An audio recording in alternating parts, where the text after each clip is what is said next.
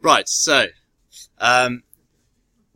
we've just talked about the fact ethanoic acid ionizes about 10%. So the question says, so if 3 molar ethanoic acid solution is made up, what would you expect the concentration of hydronium to be? So how could you work that out? So what does 3 molar mean? 3 moles in every litre.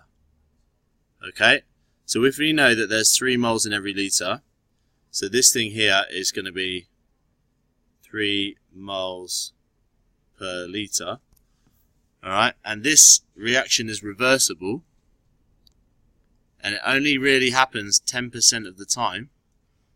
How many moles per litre would you expect to have on the right produced?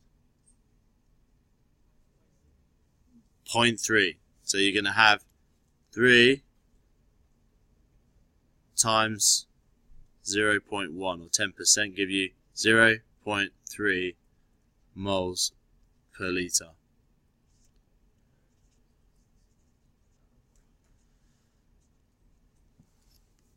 Okay, because this forward reaction is only going 10% of the time.